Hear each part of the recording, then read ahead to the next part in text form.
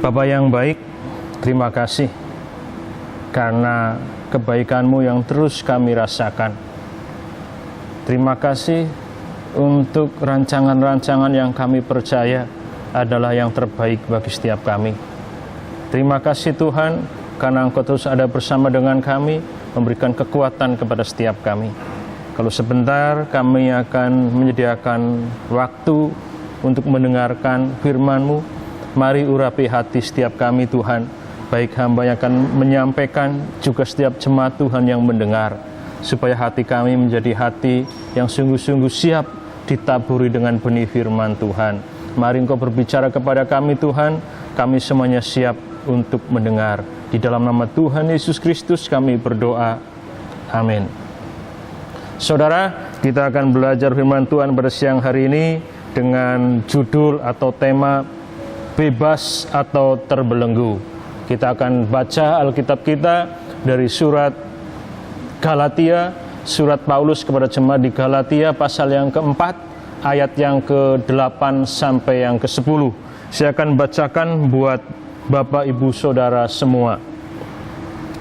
Dahulu ketika kamu tidak mengenal Allah, kamu memperhambakan diri kepada Allah-Allah yang pada hakikatnya bukan Allah.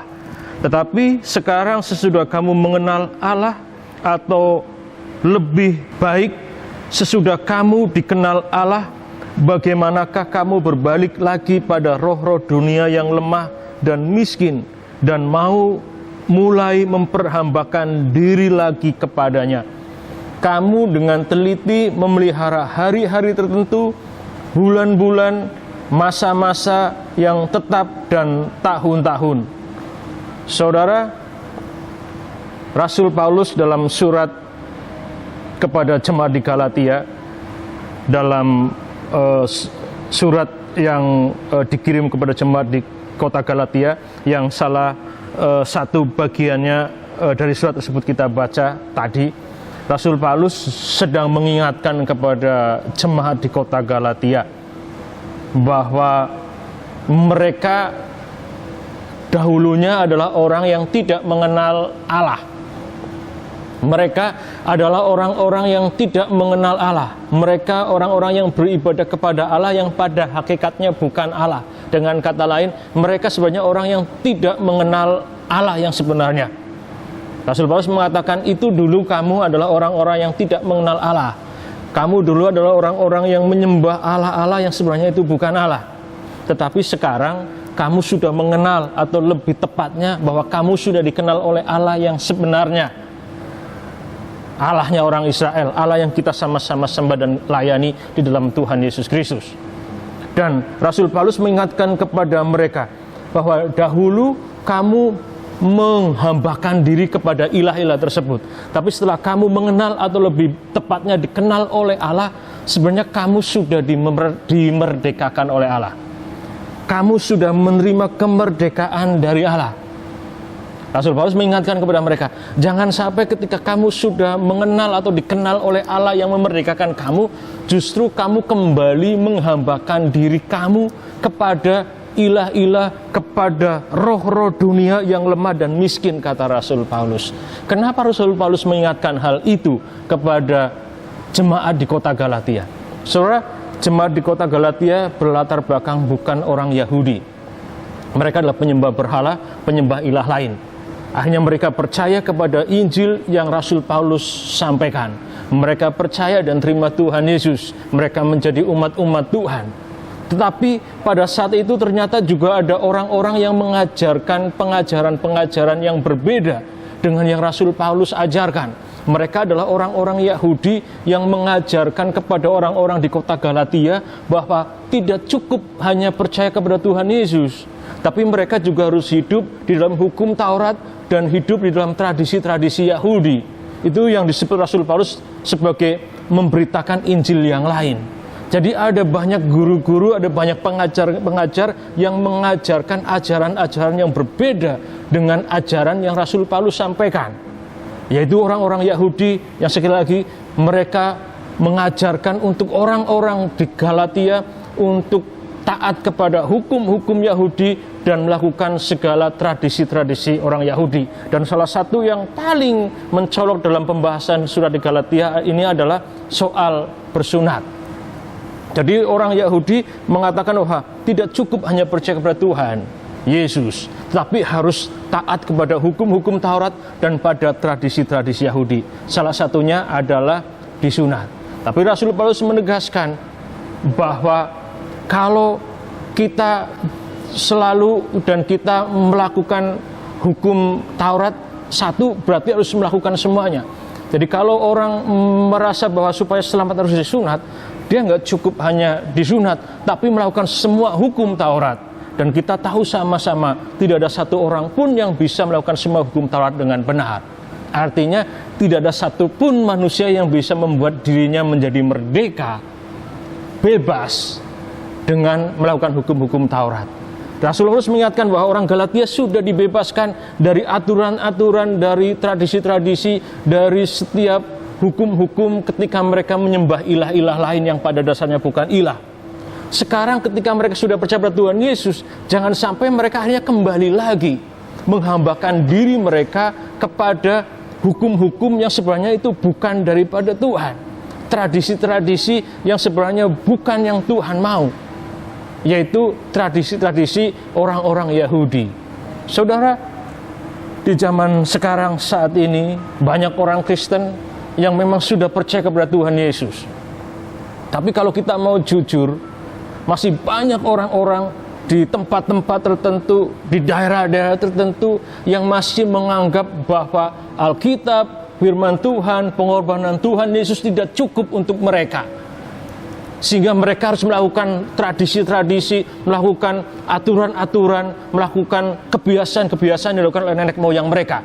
Dengan harapan ketika mereka lakukan itu, mereka akan mengalami keberhasilan, kesuksesan, bahkan keselamatan. Jadi percaya pada Tuhan Yesus saja menurut mereka belum cukup. Mereka harus melakukan tradisi-tradisi, hukum-hukum yang berlaku dalam budaya, dalam kebiasaan suku-suku atau orang-orang di daerah-daerah tertentu. Dan itu faktanya, saudara. Kita bisa lihat ketika acara-acara, misalkan ada acara kelahiran, acara-acara pernikahan ataupun pemakaman atau kematian, acara-acara yang dianggap menjadi penting dalam perjalanan hidup seseorang, yaitu lahir, menikah, mati. Kita akan lihat ada banyak orang yang masih menganggap tradisi lebih tinggi daripada Alkitab firman Tuhan.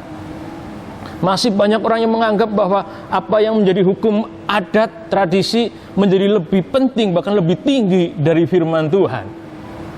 Saudara, ada banyak orang yang akhirnya frustasi. Kenapa? Karena harus melakukan hukum-hukum tersebut.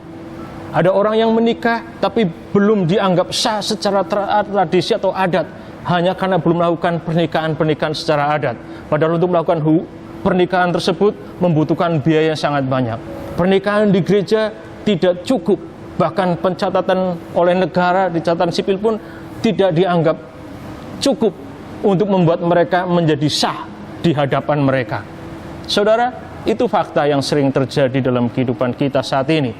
Padahal kita sudah dibebaskan dari aturan-aturan tersebut, dari memelihara hari-hari, bulan-bulan, meneliti hari-hari tertentu, bulan-bulan, masa-masa. Kita sudah dibebaskan dari roh-roh dunia yang lemah dan miskin.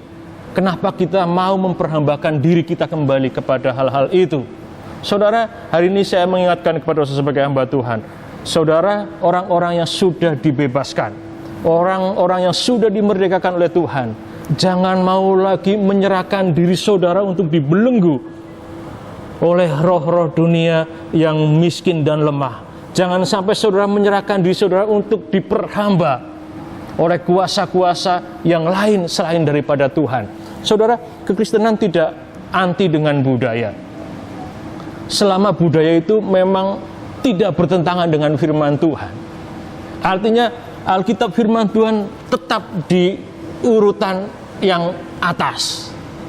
Tuhan, Alkitab prioritas atau tempat yang paling atas, otoritas yang tertinggi, baru hukum-hukum yang lain. Jangan dibalik. bahwa ada hukum, adat, tradisi, kebiasaan, keyakinan kita yang kita anggap lebih tinggi daripada Alkitab, daripada firman Tuhan. Kalau kita lakukan itu berarti kita masih membelenggukan diri kita. Kita masih memperhambakan diri kita kepada roh-roh, kepada kuasa-kuasa dunia yang sebenarnya lemah, miskin, dengan cara kita mengikatkan diri kita kepada tradisi, kepada budaya-budaya yang sebenarnya sudah tidak harus kita lakukan. Saudara, sekali lagi, kekristenan bukan anti budaya, bukan anti tradisi, selama budaya dan tradisi itu tidak bertentangan dengan firman Tuhan. Kita sebagai anak-anak Tuhan tetap menjadikan Alkitab otoritas yang tertinggi dalam hidup kita. Kita harus tetap percaya Alkitab dan cinta Alkitab. Tuhan Yesus memberkati. Kita berdoa. Tuhan, terima kasih untuk renungan singkat pada siang hari ini yang mengingatkan kepada kami siapa kami dulu dan siapa kami sekarang. Kami dulu adalah orang-orang yang terbelenggu oleh kuasa-kuasa, oleh ilah-ilah yang lain yang sebenarnya itu bukan ilah. Dan Engkau sudah memerdekakan kami, Engkau sudah mengenal kami menjadi umat-umat-Mu, sehingga kami sudah menjadi orang-orang yang sudah dibebaskan, sudah merdeka, tidak lagi terbelenggu. Dan hari ini firman Tuhan mengingatkan kepada kami supaya kami sungguh-sungguh hidup dengan bebas, tidak terbelenggu oleh apapun. Bukan berarti kami hidup tanpa aturan, tapi kami hidup dengan menjadikan Alkitab sebagai panduan, sebagai aturan dalam hidup kami.